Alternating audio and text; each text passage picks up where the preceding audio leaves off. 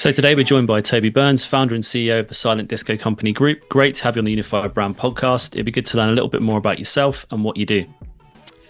Great to, thanks for having me on. So yeah, we run a number of entertainment brands. Probably the most well known is the Silent Disco Company, which we've built up over 10 years. And subsequent brands such as the Cinema Hire Company, the Screen Company, the Karaoke Hire Company, they've all got a ring to them that are fairly similar, as you can tell.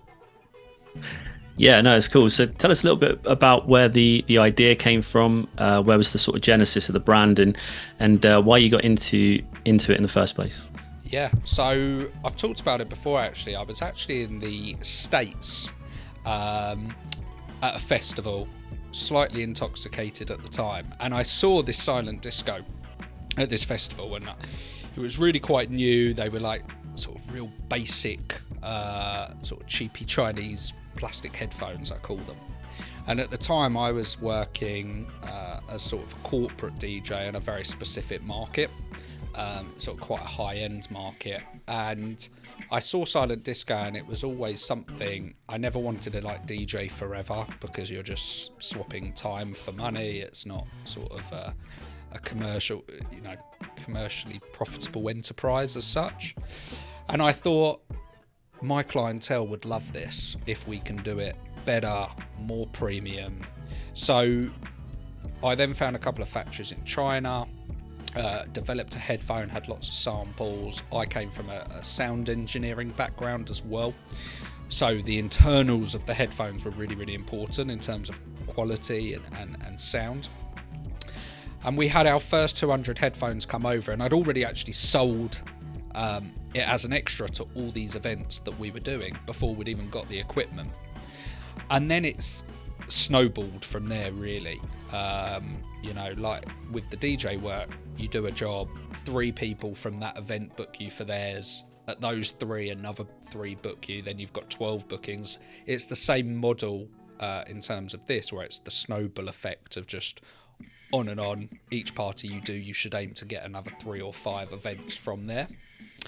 And then the brand, I had like a personal brand in terms of DJ work, and even before that as a children's entertainer in the early years. It's all about personal brand because people will know your name, and especially in that sort of industry.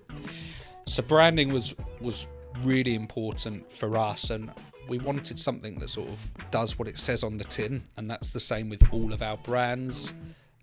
Not to overcomplicate them, we are exactly what we say we are. And over 10 years, I think with customer service being the main contributor, we've built a really sort of substantial and sustainable brand that people know as sort of the experts in the industry for silent disco hire. Yeah, it's cool. I think there's something to be said about simplicity with regards to branding. Obviously, I think it's what everybody needs to try and reach, the level of simplicity they can, because the more that you can strip away from something, the more it is easier for people to be able to take on board what it is. So definitely the simpler proposition, the better. And especially if you can tie that up with the brand package as a whole, it makes a massive difference to being able to get that memorability and those kind of talk triggers to pass it on. So do you find that is a massive thing for you, is having that sort of share factor? Does it sort of ignite people to share stuff on social media and sort of talk to their friends about what you do and pass it on? I think in terms of sharing has actually been a real challenge for us, believe it or not. I think the biggest factor is word of mouth, Yep. And actually people seeing it, and not so much the tagging and stuff, but with social media, people put on their parties, and you've got this wild and wacky sort of party where there's no music and people are singing at the top of their voices. So that creates a buzz. But actually, it's been a challenge that, we send out an SMS at the weekend for anyone who has a hire, please tag, share. And that's still a challenge today. But I think word of mouth, or people seeing it on an Instagram story, where did you get that? And being active. So we're, constantly active to search for that content, even if we haven't been tagged, to obviously then reshare it or it might be a guest at the party rather than the organizer. So you've got to be active, you've got to put the effort in to do it. But going to the sort of back to the simplicity, I think that's the real key, to keep things simple. Like, people overcomplicate it, and I just think if you've got a really clear brand, really clear message, customer service as well needs to be simple. Like, one of the main things is there's always somebody on the phone that you can speak to, because a lot of other people in the industry, or even competitors, they try and call them, they don't answer, it's email. And I just think you've got to be there to be able to pick up a call and speak to the customer for however long that is. And that's what we pride ourselves on, that there's always someone to speak to. And then after hours, the technical support element, we have someone 24 hours. So we have a 24-hour tech team. And I think that all ties in to that sort of customer service experience, that they know that someone's there for them whenever they need. I think you're bang on. A lot of people don't realize the importance of the experience with a brand, not just obviously experiencing the actual disco itself, but like you said, the customer service aspect, the kind of what it feels like to interact with people from that brand is a massive thing. And you actually give off a lot of signals if you, like you said, you're not available, or you make it really difficult for your customers to contact you. It's almost like having a cash register but putting it on the 13th floor of the shop and hiding it behind the coats. It's like, why would you do that? It doesn't make any sense. So no, I completely agree. What would you say have been some of the biggest sort of challenges you faced in this journey, and what are some things that people could think about for their own journeys? In terms of the entrepreneurial or business journey, I think the biggest challenge, and I've spoken to a lot of business owners about this as well, I think the real challenge is good staff and a good team around you. And I told my management, just when you think you've got the perfect team, someone wants to go traveling or you have a problem. And I speak to a lot of business owners and I say, what's the biggest challenge in your business? And yes, okay, we can look at economy and the challenges we're going to face now, but I'd say you're your own economy, and I say we're not taking part in this economic downturn. That's just a way of, putting it to the guys in the office. But I think staffing is a real challenge. I think obviously they're making it harder. Like, we want to employ as many people as possible, but the government, are making it harder and harder and harder to employ people, especially with the changes that are being made. And especially companies that have got lots of lower paid workers, not low paid, but lower paid. It is really going to affect us. So we had planned to expand the team further next year, and I've got to go, let's just think about it. We still want to do it, but we've either got to be frugal somewhere else in the business, or we need to turn more profit. I know which one I'd rather do. We need to be more profitable. We need to get more clients to service the extra expense, where a lot of companies will go, we need to make a redundancy because of these changes. It's a mindset. It's definitely a mindset. But I think, staffing for me are the biggest challenge. It's hard to get good staff,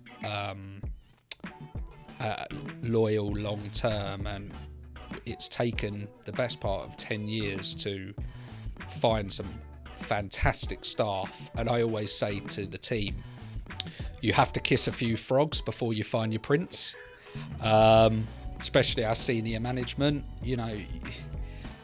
that can wear a business owner down. I think is the they're never gonna love the business as much as you love it, because it's your baby. You've built it from day one to where it is today, and it's how you get those staff on your journey, seeing your vision, that they're there to join you. And I'd love to pay everyone 60-80 grand a year, that'd be great, but you just can't do it as small business. And I still class ourselves as a small business, really. Our class, medium, larger, 10 million plus companies, in my opinion. So we're still a small business, and I think that's a real challenge for any business owner.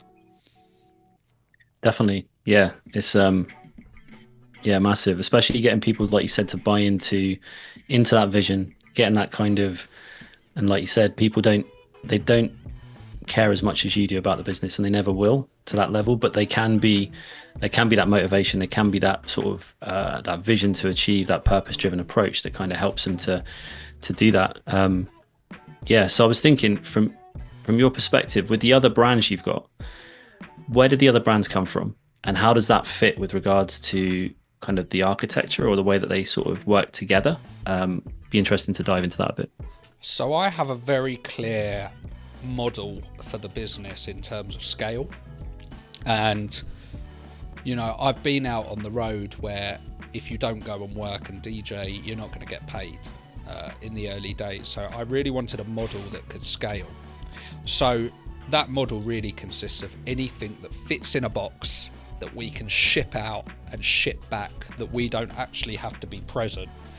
Now we attend a lot of events. Some of our team just got back from Wales this morning, so we really do go across the whole of the UK. We've just got one in for January in Barcelona, so we're widespread where we do send staff, but the main model is anything that can go in a box. So the subsequent brands really develop from that silent disco model.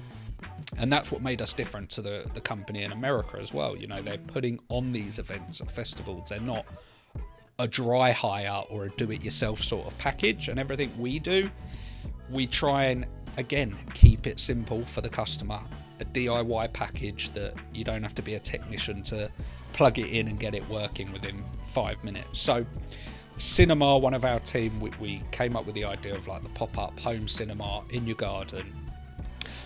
We went through lots of samples, and then we developed this sort of home inflatable screen, which is widely spread on the internet now. Again, it fits in a box, plug it in, it inflates, you've got a home cinema in your garden. Karaoke, there's loads of systems out there, and this is one of our big successes over the last sort of 24 months that we made and developed from my visit to China last year, a new karaoke machine. We were doing it, but we wanted something really unique to us, own software, really, just easy to use, and it fits in a box. So we can ship it out, plug it in, connect to Wi-Fi, you got unlimited amount of songs, everything's in the box. And the other products, screen hire, they're more staff orientated, but you've still got the cinema element of that. But again, the whole model has to be stuff. And when I'm looking at new businesses, that fits into a box. And that's hard because we want businesses that sort of integrate with each other. So we can do headphones at cinema events, or we can use screens at some of our silent disco events for advertising, or whatever the client wants to do with it. So they all integrate with each other. And I've looked at many businesses. I'm an advocate of like buying businesses to bolt on to, again, increase profitability. And I went to see actually it was like a laser tag hire company. Same model, fits in the box, ship it to the customer. In the end, the financials didn't add up as a good enough investment for me. I have some KPIs that I would stick with. But again, that model of fitting into a box, shipping it to the customer, is where we've developed all of our brands to date. Yeah, that's cool. That's a really good, like you said, that simplicity of that understanding. A lot of brands don't have the understanding of what that core thing is that you said fits in a box and be able to ship it. That's kind of what you're looking for, is kind of something that ties these brands together, that kind of links them together, but also has this cross-sharing ability between them, which is really cool. Yeah, I love that idea. And a lot of brands don't actually have that. They don't have the almost a top level concept of who they are, so therefore they can't expand into different areas because they expand in the wrong way, or they choose something that doesn't quite match. So that's really cool. I like that. So with that in mind, what's some of the things that drive you mad in your industry? Oh, that's a good question. What drives me mad? I don't want to say the government, but they really are driving me mad right now with, not helping small business at all. I think it's a really good question. I would say it's the struggle, mainly as a business owner, to expand, employ people. Small businesses make up, the majority of the workforce in the UK. It's only a handful of companies that employ over 250 people. So that really drives me insane and adds a lot of stress that they're just making it more and more difficult, that, we want to employ more people, invest. And I visit China each year, and the one thing that really annoys me is with China, and that, some people like China, some people don't like China, but in terms of trade, they are one of the biggest economies because they get some fundamentals right with small business. And one of those fundamentals I absolutely love is the exporting. Now, we don't export goods, but the principle of it is that they get a 3% rebate off their tax bill, but they get a rebate from the government of 3% on whatever they export. Imagine like that coming off your tax bill a little, if they were big. And I think if we did something like that, we have so much potential in the UK for small businesses. And I think just a little bit of help in that respect. Okay, wages I'm actually okay with, because I think overall the economy would be better. But sort of the other elements of business I think are really, tough for small business owners, and that really drives me mad. That's a little bit of a moan, but I think that's where that's what gets me infuriated in the morning when I hear about these new things. Yeah, no, I can agree with you there, definitely. Talking of that, when you mentioned about trips to China and kind of product development, it sounds like there's a real sort of creative, innovative spark that you have in terms of from that side of things, and obviously with the background in DJing and sound engineering, that the products that you're creating, you're very hands-on with it. How do you find that process, and what advice would you give somebody that's looking to develop a product?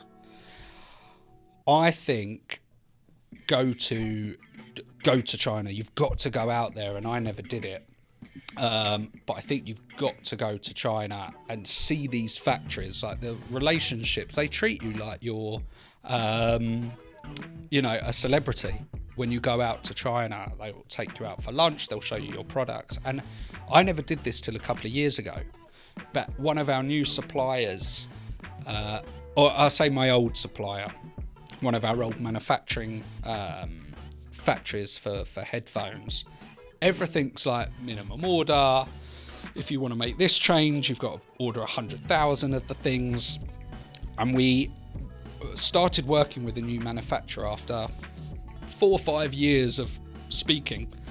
I went out, sat with them, and we've been able to basically completely tweak the headphone to our specifications just by having that relationship of meeting them face to face. They know what we're about.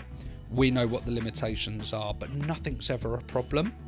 And I think, okay, you can do it by email, over the internet, but once you actually go face to face with these factories and business owners, the productivity, how helpful they are, that sort of language barrier just gets completely removed.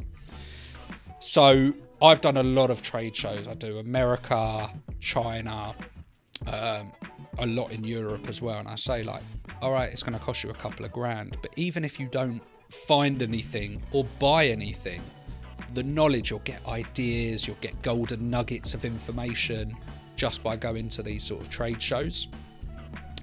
So that would be one of my biggest recommendations, is go to as many trade shows, deal with the factories direct, speak to them, try and get out there, because it really does make a difference. I always say to my team, those little extra 1% add up, and that differentiates you from the rest of the competition.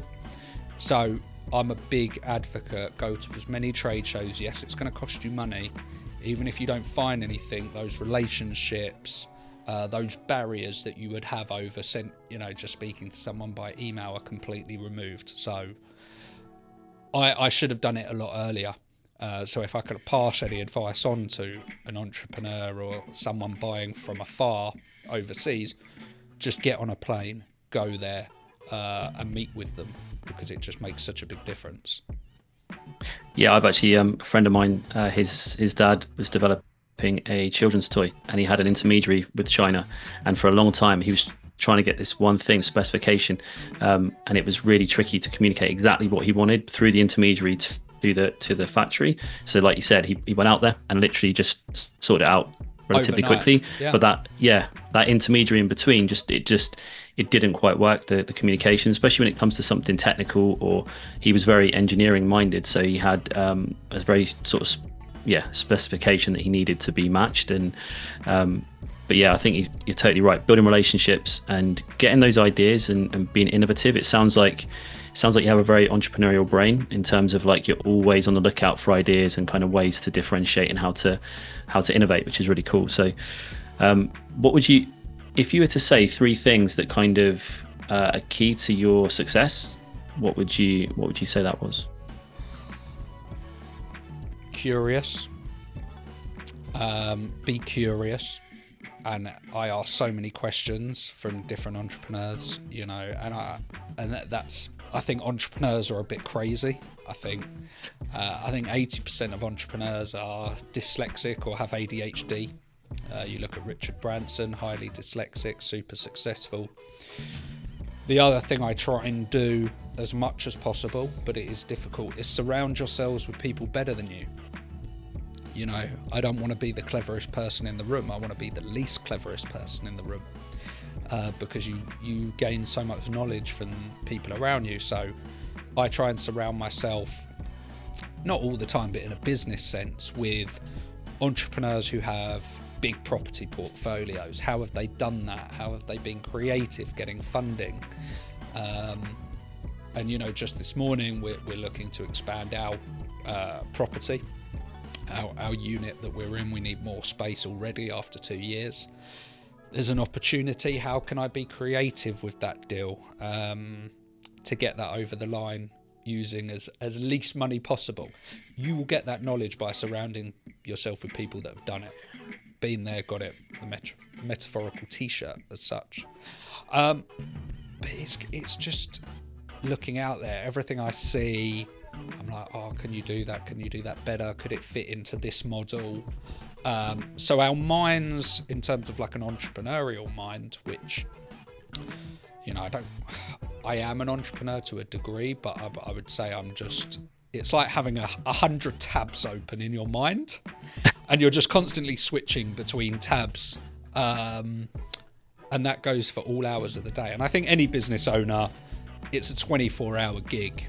It's not 9 till 5, you go home and forget about it. It's a 24-hour gig from the minute you wake up to the moment you go to sleep. Whatever, capacity that might be in, it's, if you're running your own business and everything's on the line, that's just what happens. Yeah, 100%. Yeah, you're in the shower, you're thinking about it. You're walking the dog, you're thinking about it. It's always there. Yeah, and even in sometimes those can be the best moments when you're kind of you're thinking about something else, and suddenly that idea that you've had, that tab that's been open for a while, suddenly just pops into full gear, and you get really creative with it. I think that that happens a lot for me on dog walks. I'm not too sure about yourself. Where are your kind of creative sparks? Where do they come? I also walk the dog, but I think, in all honesty, I actually think some of the best ideas come from your team. What they might think is a stupid idea, you could actually take that idea, develop that idea, actually, tweak it. And some of the best ideas has come from our team. So we say to every staff member, wherever they are in the business, whatever your idea, whether you think it's stupid good, be vocal with it, share them, because I don't have all the answers. We're not have a superpower. I think the best ideas actually come from the team. Aside from that, I learned something from sort of Bill Gates, and there was a documentary and a book, and he actually takes a week off a year. I don't know if you know this. He goes to a cabin in the woods, takes a private plane, they drop him off in the woods, no technology, with just a bag of books. And it's what he calls his thinking week. And he leaves his family, and for a week, with no technology, just books, he goes and sits in this cabin by a lake and has thinking week, where he's just by himself and he plans what he's going to do for the next year, 2 years, whatever. Imagine if every business owner took a week out their life, and that's hard.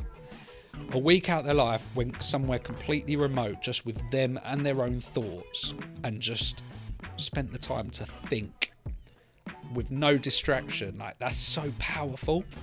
So some of the best thinking actually comes on my commute to work, because I actually have a longer commute now. So no radio, dog's head is out the window behind me, and I can zone out, and I do a lot of thinking there. I also live near the seaside, so I do take the dog for a walk on the beach like you. And there's something about nature, or go for a walk in a forest, like nature, the sea. I think that's where your mind is the clearest. But I have been trying to just take, maybe not a week, as Bill would do, but a couple of days to go away for a weekend, or a couple of days during the week, go to a hotel and just pen and paper. And there's something about putting it on paper that sort of solidifies stuff in your brain. It's that connection with pen to paper really makes a difference. Write down what you're going to do. So even all my tasks on a weekly basis, like, okay, there's all these fancy computer apps and Google Keep and notes on Mac. Like, you can do a to-do list. I actually don't do that anymore. I write it on a bit of paper at the beginning of the week. This is what I need to do this week. And it's there. It's in my eye line. I haven't got to go onto a tab or see it on the corner of my screen. It's right there on my desk, and I do it, and you cross it out as if you've done that. And there's something about that where I used to do it on computer and have a list of tasks, and now it's on paper. They are done every week, because you're like committing yourself to paper. I don't know if you do something similar, but actually having a to-do list, pen and paper, there's something about that makes you do it much easier than having it on an app. Yeah. So I've got a like a weekly almost calendar type thing, but like an A3 desk sort of calendar that has days on it. So each day I'll put top 3 things that need to be done, but I write them in, and like you said, you can just cross them out. And there's something about that, like you said, the action and crossing them out, that is powerful. It's the same goal, and if that was stuff, writing the goals down.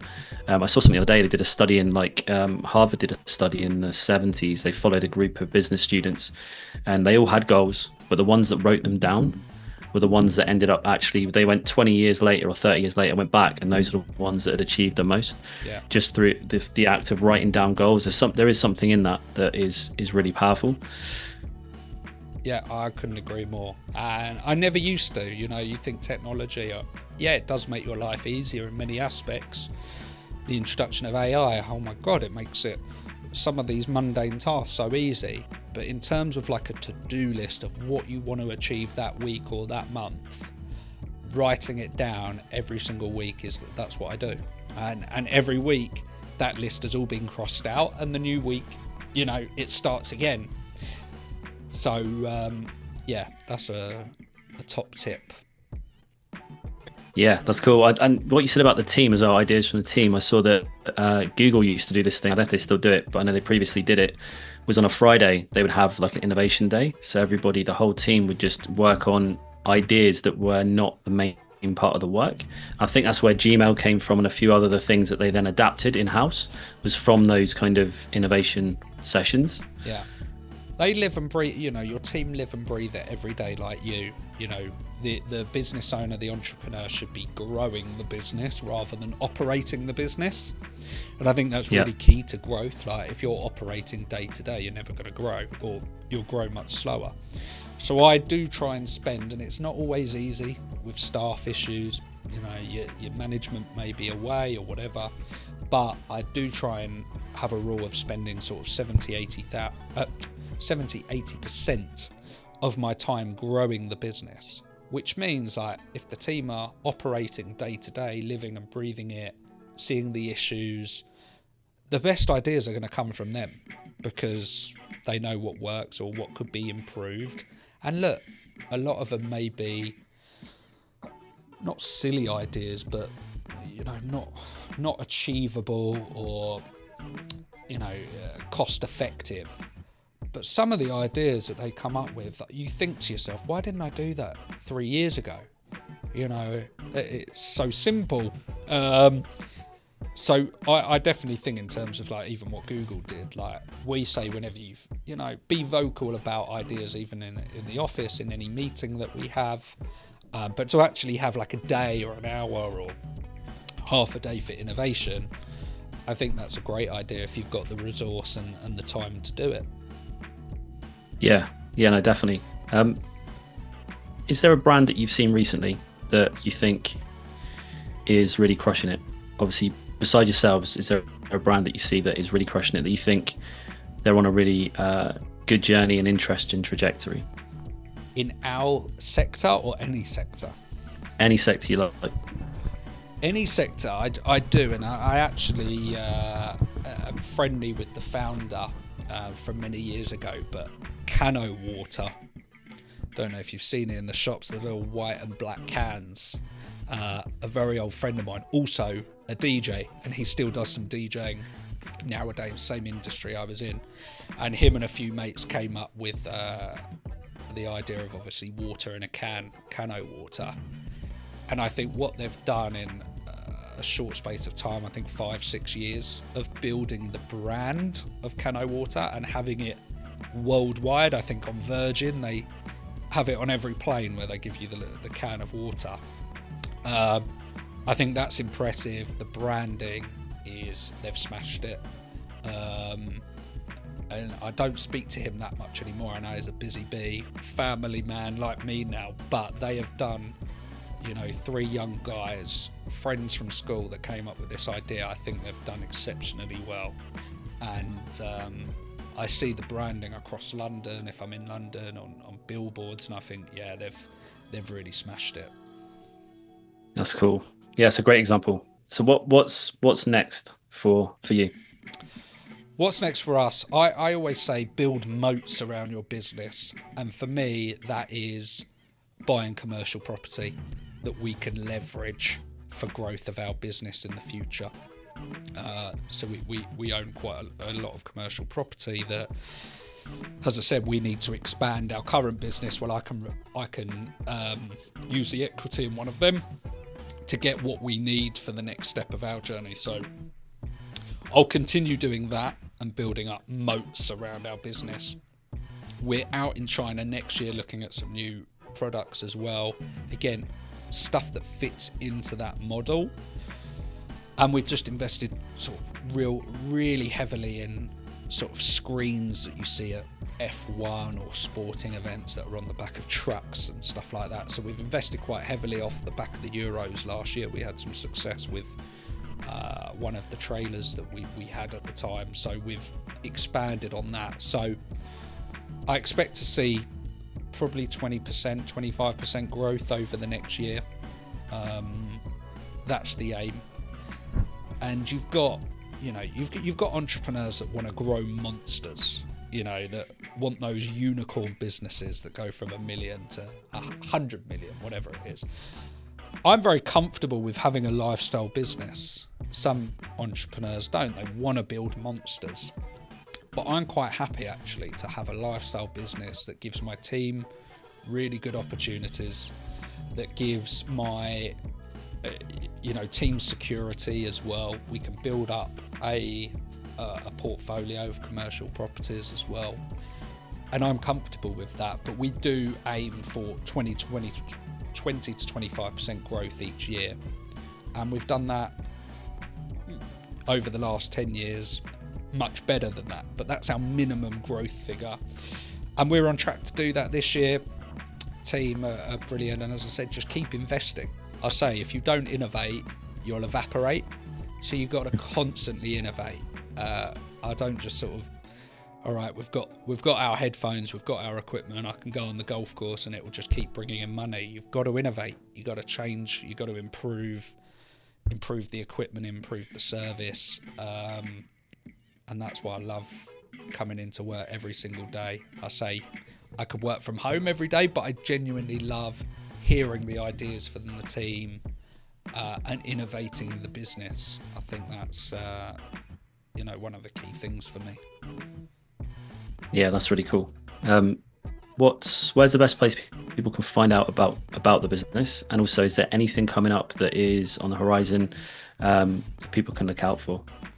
So you can search us across online at The Silent Disco Company, all the usual social media outlets. And then we started a YouTube channel about 6 months ago, where we really wanted to show sort of behind the scenes of the business, site visits, commercial properties that we're looking at. I think that's coming out Sunday. So if you do that gives you a bit of an overall of sort of me as a business owner and the different bits we do, but it's very much focused on behind the scenes at the Silent Disco Company. So you can have a look at that on YouTube, again at the Silent Disco Company, or at the Eventrepreneur. So there's a little play on words there. Nice. Yep. And I think that just shows everything we're up to and what's going on. And we'll be documenting our trip to China for other business owners come April. And we'll go to all the factories and we'll film all of that so people can get a flavour that actually it's not such a difficult place. It's actually super interesting. So if you've got time, check out the YouTube, because I think it's helpful. Cool. Yeah, we'll do. I'll put the links in the show notes. But yeah, it's been awesome talking to you today, and I really appreciate you coming on the show. So thanks very much. Thanks for having me. Appreciate it. No worries. Thank you.